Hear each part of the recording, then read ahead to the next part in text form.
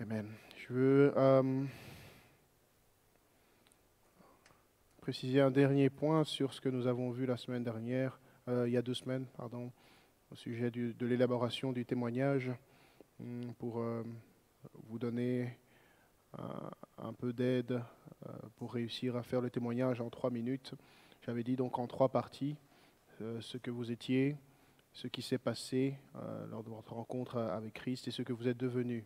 D'accord ? Chacun de ces points principaux doit contenir 3 idées maîtresses, au fait. Voilà.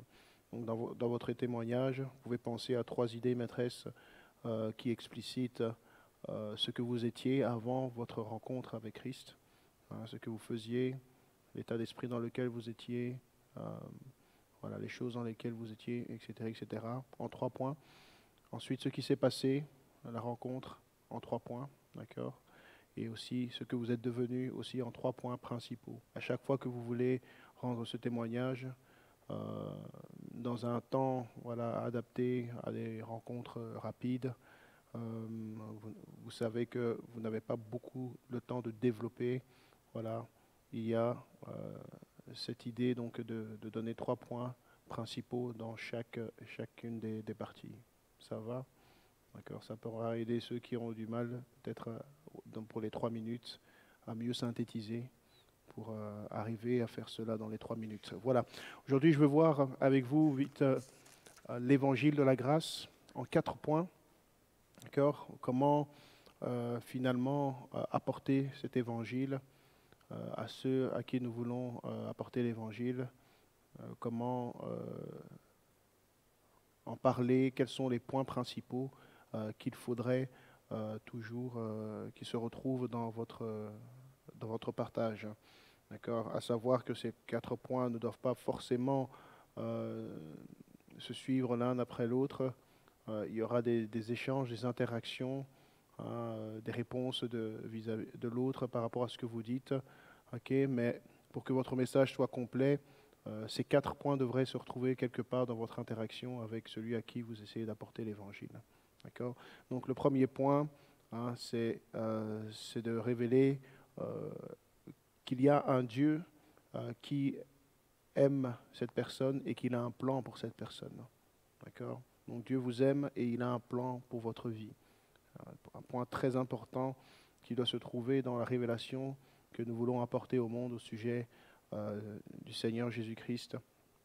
Il est le Dieu qui les aime et il est le Dieu qui a un plan pour leur vie. Okay. Donc là-dedans, on retrouve l'amour de Dieu et on retrouve le plan de Dieu. Et beaucoup de choses peuvent se dire là-dessus. D'accord ?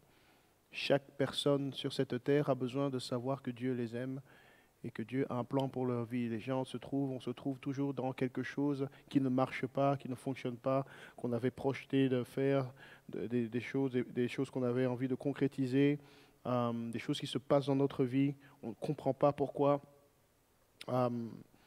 Notre but n'est pas de dire aux gens tu dois faire comme ci, comme ça, mais plutôt de les tourner vers celui qui a un plan pour leur vie, leur révéler son identité et leur faire savoir qu'en lui, le plan s'accomplit et c'est un plan de bien et non de malheur, afin de leur donner un avenir et de l'espérance. Bien évidemment, première perspective, l'éternité, et le reste suit ensuite. D'accord ? Donc, important d'expliquer à la personne que vous cherchez à conduire à Jésus que Dieu les aime et qu'il a créé cette personne en ayant un plan pour cette personne. D'accord ? Que cette personne n'est pas en dehors du champ de vision de Dieu, elle n'est pas oubliée, elle n'est pas abandonnée, elle n'est pas un hasard, un accident de la nature, une exception difficile pour Dieu de trouver où la caser. Non, au contraire, tout ce que Dieu a fait et créé, il l'a créé pour un but, avec un but bien précis, et chaque personne se trouve dans le plan, dans le radar de Dieu. Okay? Chacun doit savoir qu'il est un projet de Dieu auquel Dieu s'intéresse véritablement de tout son cœur. D'accord? Et Dieu désire alors développer une relation personnelle avec nous pour nous révéler son amour et son plan pour notre vie. Okay. Amen.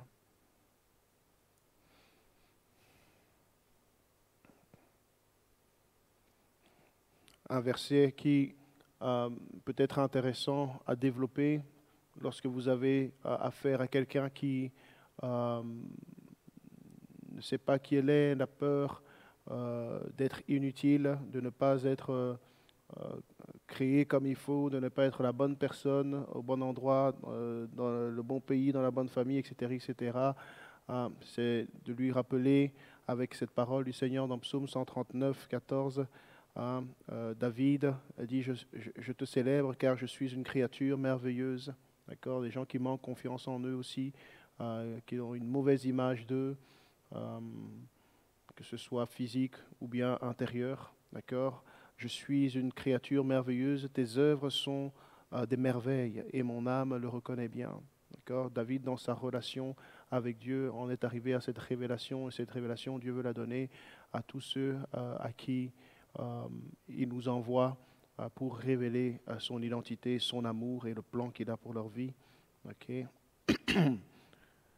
L'homme doit savoir qu'il n'a pas été créé par lui-même ni pour lui-même, mais il a été créé par Dieu et pour Dieu.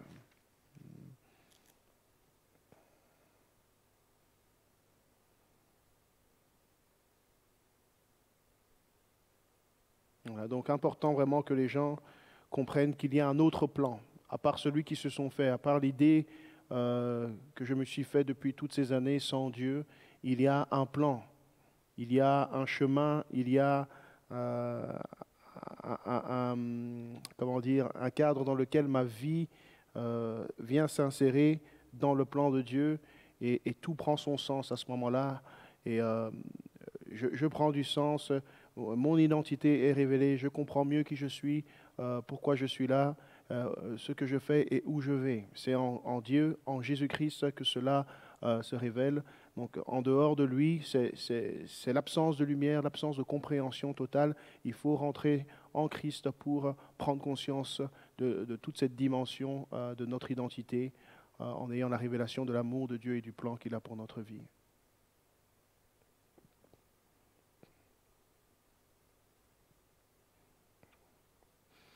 Alors, dire, ok, c'est magnifique, Dieu a un plan pour moi, il m'aime. Qu'est-ce qui l'empêche alors d'accomplir tout ça? Alors, deuxième point de l'évangile, de la grâce que nous apportons, cependant, c'est à cause de nos péchés, l'homme a été séparé de Dieu. Ouais, c'est ce que la Bible nous enseigne.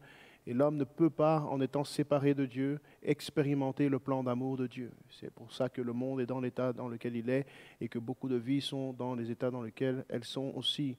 La séparation de Dieu est venue à cause du péché. Hein. Ça commence dans le jardin d'Éden et ça se répand sur toute la terre, à travers toutes les générations. Tout homme naît avec cet héritage du péché d'une manière ou d'une autre. Il y a un péché dans notre vie qui nous sépare de la volonté parfaite et pleine de Dieu. Okay? Donc, car tous sont péchés et sont privés de la gloire de Dieu. C'est ce que nous dit la Bible. Or, le salaire du péché, c'est la mort. Mais le don gratuit de Dieu, c'est la vie éternelle.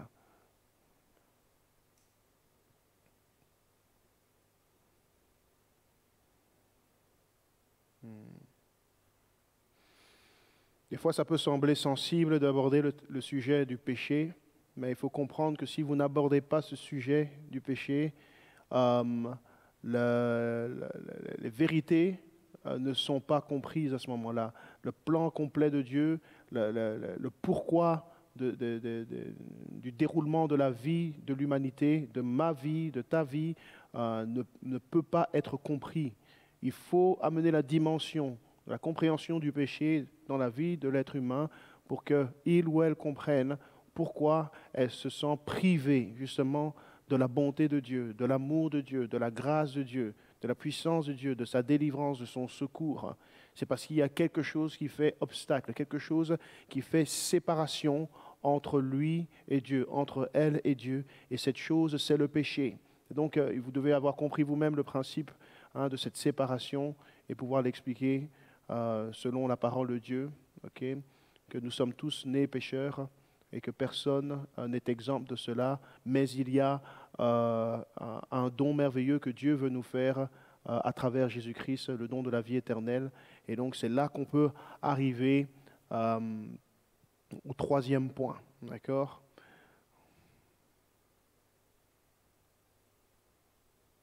Je vais insister avec quelques versets ici.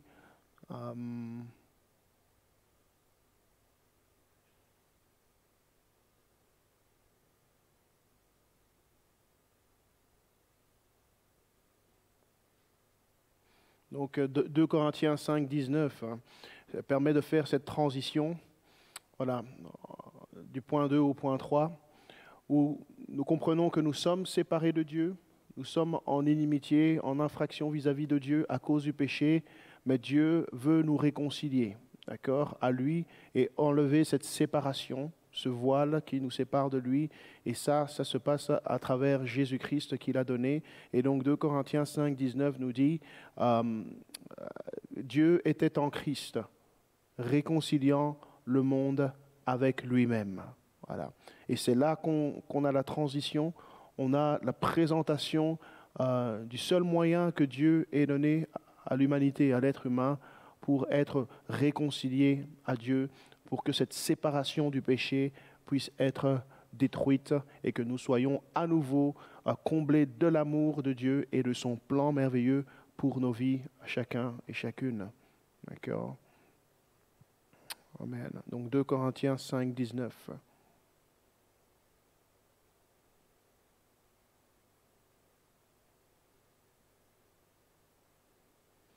Donc, troisième point, Jésus est le remède. Il est le seul remède au péché de l'homme.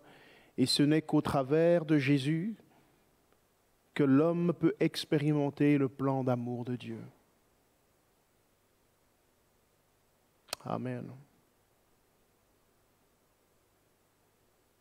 Et dans ce point-là, nous développons donc que Jésus est mort à notre place. Et il est ressuscité et il est le chemin qui mène au Père. Voilà comment Dieu a réconcilié l'humanité à lui-même en donnant Jésus-Christ pour mourir à notre place sur l'autel de la croix. Des fois, il y a des illustrations qui sont intéressantes si vous avez l'occasion d'illustrer le plan du salut, comment Dieu nous a réconciliés à travers Jésus-Christ. Vous avez Dieu qui se trouve d'un côté dans l'éternité et vous avez l'homme qui se trouve sur terre dans le temps, mais entre les deux, il y a un ravin, il y a une séparation immense que l'homme ne peut pas franchir. Donc l'homme, quand il finit son temps sur la terre, il ne peut que tomber dans l'éternité de l'enfer à cause du péché. Le salaire du péché, c'est la mort. Alors c'était impossible à l'homme d'atteindre Dieu. Mais Dieu ayant aimé l'homme à ce point, il est venu, il s'est donné lui-même comme moyen par lequel nous pouvions traverser ce ravin en établissant le chemin de la croix entre ces deux positions-là. Et donc la croix est le seul moyen qui vient vraiment remplir cet espace entre l'éternité et le temps sur la terre. L'homme a bien essayé de franchir Dieu avec ses bonnes œuvres, mais ces bonnes œuvres n'ont pas suffi pour remplir le vide, la séparation qu'il y avait entre Dieu et lui. Et donc il échoue quand même et il tombe dans ce ravin. Il a essayé avec des religions, avec des philosophies, mais cela n'a pas suffi pour atteindre l'éternité. Le seul qui pouvait faire le lien entre l'humanité et le Dieu d'éternité, c'était Dieu lui-même manifesté dans la chair, avec son plan parfait pour la réconciliation de l'humanité avec lui, en se donnant à la croix, et c'est à travers Jésus-Christ qu'il l'a fait pour nous.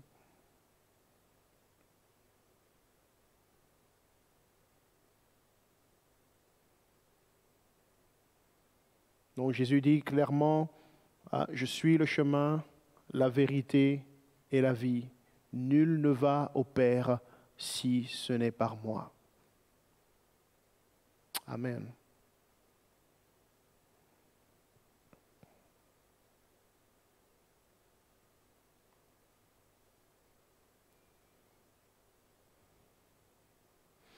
1 Jean chapitre 4, verset 10 dit ceci. Et cet amour, l'amour de Dieu, consiste non point en ce que nous avons aimé Dieu, mais en ce qu'il nous a aimés, et il a envoyé son Fils comme victime expiatoire pour nos péchés. Encore un verset qui nous explique que Jésus est le moyen que Dieu a donné pour effacer, enlever ce problème de la séparation qu'il y a entre nous et Dieu, séparation qu'il y a entre nous et l'amour de Dieu, entre nous et le plan que Dieu a pour nos vies. Amen.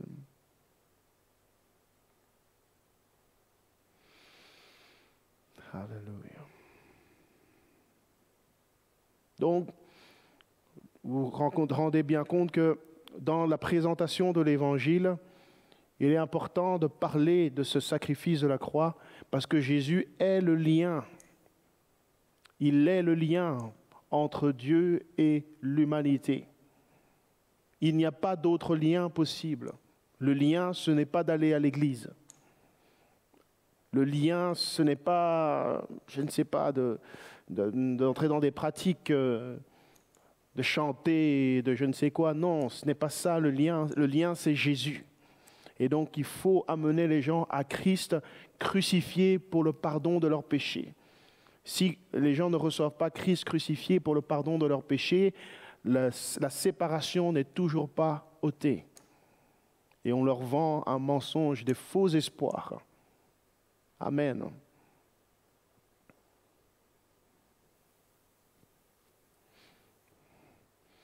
Alors, donc il y a la provision,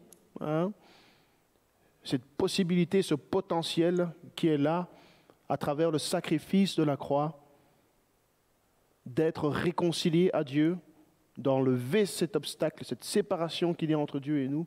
Maintenant, pour que cette réconciliation ait lieu, il faut donc que cette personne qui veut vivre l'amour de Dieu pleinement et vivre le plan de Dieu croie en Jésus-Christ. Qu'elle accepte de croire que ce Jésus, il est ce Dieu merveilleux qu'il aime et qui a formé un plan pour sa vie et qu'il est mort à la croix pour pardonner ses péchés. Quand une personne met sa foi en Jésus-Christ et qu'elle croit en lui, alors s'ouvre à cette personne la possibilité, effectivement, de voir son péché être enlevé, de se voir pardonné, gracié. Amen. La question n'est pas est-ce que je suis coupable ou pas. Oui, je suis coupable. D'accord ? Je suis coupable, mais la grâce est disponible et je dois choisir de croire dans cette providence de la grâce en Jésus-Christ qui est mort à la croix pour mes péchés et ressuscité le 3e jour. Donc, il faut croire en lui et donc, si je crois en lui, je vais l'écouter et obéir à sa parole. Amen. Une âme qui va vraiment croire en Jésus-Christ doit écouter ce que Jésus dit pour être sauvé. Amen. Pas ce que Pierre, Paul, Jacques ont dit. À chaque fois on dit Pierre, Paul, Jacques, mais en fait Pierre, Paul, Jacques ce sont des apôtres. Pas ce que un homme ou une femme, un tel ont dit, ou une dénomination, une religion ont dit. D'accord ? Ah mais moi j'ai entendu ça, Non mais que Jésus-Christ, celui qui est mort à la croix, pour moi, qu'a-t-il dit? Que faut-il faire pour être sauvé? Amen. Et donc, une personne doit donner les oreilles de son cœur à Jésus pour écouter sa parole et obéir à sa parole. D'accord? Donc, si une personne désire être réconciliée à Dieu, à ce moment-là, Jean chapitre 3 nous dit, il faut naître de nouveau. Amen. Amen. Celui qui veut expérimenter l'amour de Dieu et rentrer dans le plan de Dieu, c'est qu'il veut rentrer dans le royaume de Dieu, expérimenter le royaume de Dieu. Amen. Et Jésus dit, si un homme ne naît de nouveau d'eau et d'esprit, il ne peut pas voir ni rentrer dans le royaume de Dieu. Et c'est ce que nous devons enseigner. Amen. Alléluia.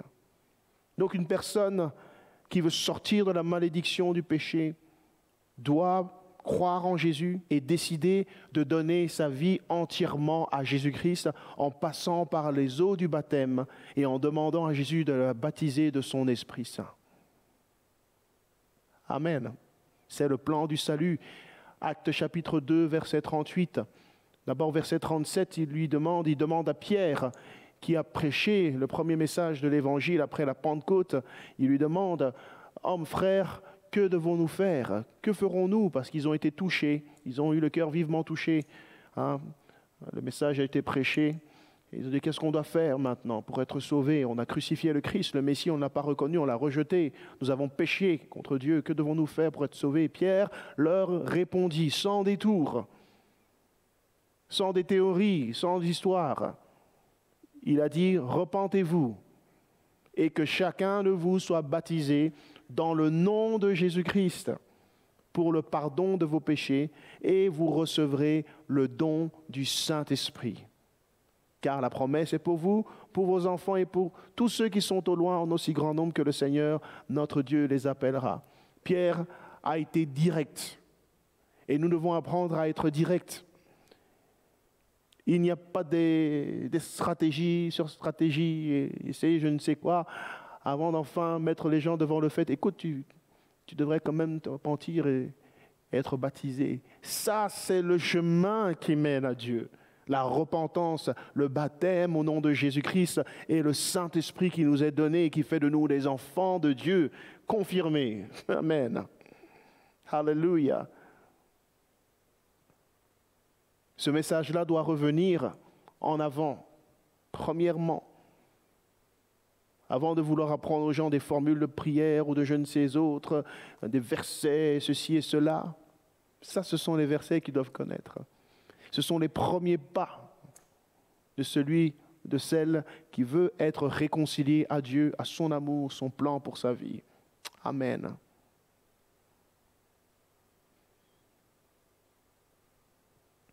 Donc, le lien, c'est Jésus. Et il faut accepter de faire ce lien en croyant en lui et en lui donnant son cœur, sa vie. Et quand on se donne à Jésus, il y a cette implication du baptême, il y a cette implication de la recherche du Saint-Esprit pour être réellement enfant de Dieu, né de nouveau d'eau et d'esprit selon Jean chapitre 3. D'accord ? Pour rappel, pourquoi est-ce que c'est important de passer par là? Jean chapitre 1 verset 12 nous dit « Mais à tous ceux qui l'ont reçu, c'est-à-dire Jésus, la parole faite chair, à ceux qui ont cru en son nom, elle a donné le pouvoir de devenir enfant de Dieu. » Alléluia. Ce n'est qu'en recevant Jésus-Christ de cette manière que l'on devient enfant de Dieu. Amen. Donc on ne devient pas enfant de Dieu en allant à l'église.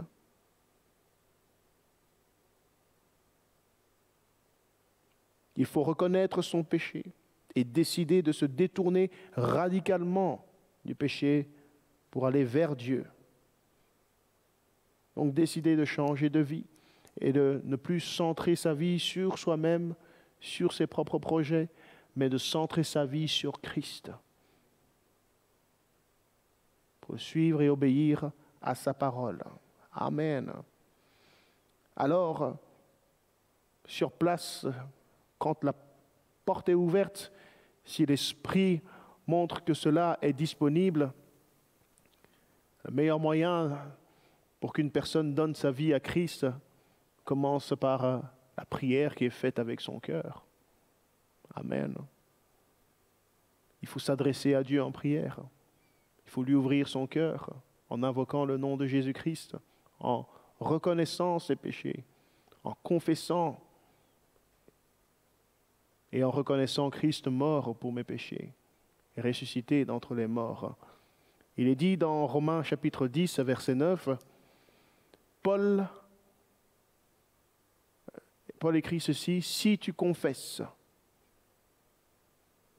de ta bouche le Seigneur Jésus, et si tu crois dans ton cœur que Dieu l'a ressuscité des morts, tu seras sauvé. » Amen. Alors, nous l'avons vu. Il ne faut pas isoler, parce que beaucoup ont isolé ce verset de la Bible pour dire ça suffit. Il faut croire dans son cœur et juste dire une prière du salut. Hein, vous connaissez la formule de la prière du salut. Hein, quelques mots marmonnés à l'autel. Bienvenue, tu es né de nouveau. Tu es dans la famille de Dieu. C'est ce qui est le plus courant maintenant. La facilité, l'évangile de facilité. Et on s'étonne que ces mêmes personnes qui ont fait cette prière-là, beaucoup n'ont pas envie de se donner à Christ dans les eaux du baptême et ne croient pas nécessaire de chercher le baptême de l'Esprit Saint. Il dit, j'ai été à l'autel et j'ai fait une petite prière. Je suis né de nouveau. Non, il faut naître d'eau et d'esprit, a dit Jésus. Sinon, tu ne peux pas rentrer dans le royaume de Dieu. Pierre, l'apôtre à qui il a donné les clés, premier message de l'évangile, il inaugure la prédication de l'évangile et il dit, repentez-vous et que chacun de vous soit baptisé au nom de Jésus-Christ pour le pardon de vos péchés. Et vous recevrez le don du Saint-Esprit. Et ceux qui ont cru à leur parole, ce jour-là, la Bible dit, ont été baptisés dans le nom du Seigneur. Amen. Donc il ne faut pas prendre des versets isolés, mais on doit mettre toute la parole ensemble. Hein. Amen. Et là, on peut tirer des conclusions claires et nettes qu'il faut un engagement concret. Alléluia. Donc, voilà, quand le Seigneur nous permet vraiment, nous devons aller jusqu'au bout du message et vraiment clarifier les choses. Et ne pas avoir peur de trop dire aux gens et de leur faire peur. Des fois, vous savez, les chrétiens sont d'une manière, ils ont peur de ne pas gagner la personne. Alors, on arrondit les bords, on réserve certaines choses. Peut-être pour après, on verra s'il est prêt ou si elle est prête. Et si elle n'est pas prête aujourd'hui, elle ne sera pas prête demain. Il faut tout lui dire, il faut lui dire toute la vérité. Et laisse la personne décider dans son cœur, en connaissance de cause, de toute la vérité. Amen. Alléluia.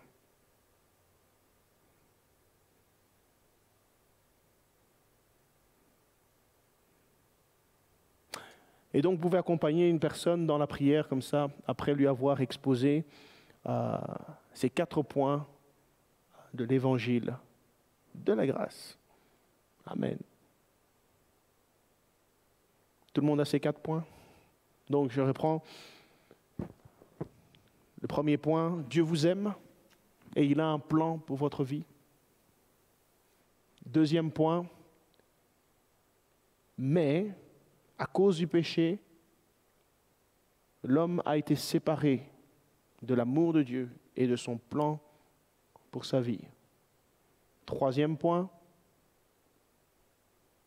Dieu dans son amour a pourvu au remède du péché, au remède de la séparation, en venant dans le monde comme un homme et en donnant sa vie. Et c'est à travers Jésus-Christ qu'il l'a fait. La Bible dit que Dieu était en Christ, réconciliant le monde à lui-même. Dieu a été manifesté dans la chair, la Bible dit. Alléluia. Quatrième point,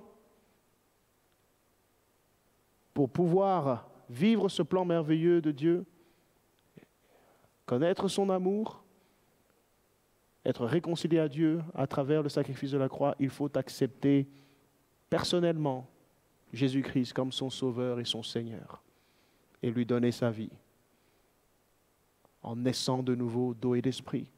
C'est alors que nous devenons enfants de Dieu, d'après les Écritures. Amen.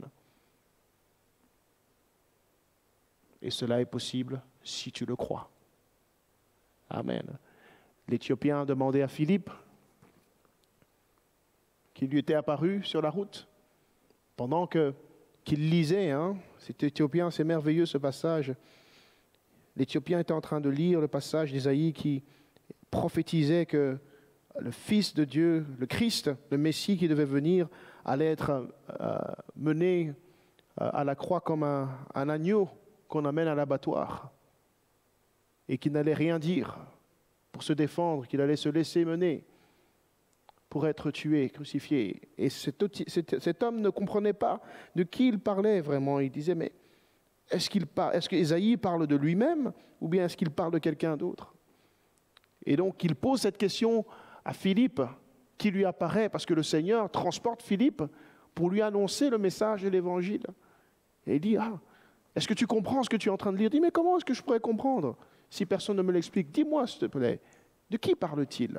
Est-ce de lui-même ou bien de quelqu'un d'autre? Et là, Philippe va ouvrir la bouche et va commencer à lui expliquer qu'il s'agit de Christ, qu'il est venu dans le monde et qu'il est mort à la croix pour le pardon de ses péchés, etc., etc. Et nous n'avons pas l'entièreté du message, mais nous savons que Philippe a parlé de la nécessité de naître de nouveau, d'eau et d'esprit, et d'être baptisé, notamment, parce que cet homme, sur la route, a regardé un point d'eau, il a dit, mais voilà de l'eau. Qu'est-ce qui empêche que je sois baptisé? Ce n'était pas un autre jour, ce n'était pas 10 jours, une semaine, 2 semaines, 3 semaines, 1 mois, 3 mois après. C'était le même moment, le même instant, le même jour. Il lui avait parlé déjà du baptême. Et il dit, mais qu'est-ce qui empêche que je sois baptisé?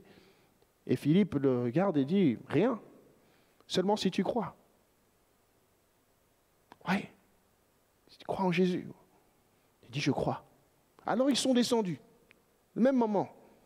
Et ils sont rentrés dans l'eau. Et il l'a baptisé dans le nom du Seigneur. Et ils sont sortis de l'eau. Et puis le Seigneur a repris Philippe. Il avait fait le travail qu'il devait faire. Amen. Non, ne rendons pas difficile le message de l'Évangile et l'accès au salut par la foi au nom de Jésus-Christ et l'accès au baptême. Si une personne croit réellement dans son cœur, l'Esprit Saint nous le montre, cette personne désire donner sa vie à Jésus-Christ, il faut ouvrir le chemin. Il faut concrétiser les choses. Le prix d'une âme, inestimable. Jésus a donné sa vie pour que cette âme puisse être sauvée. Amen.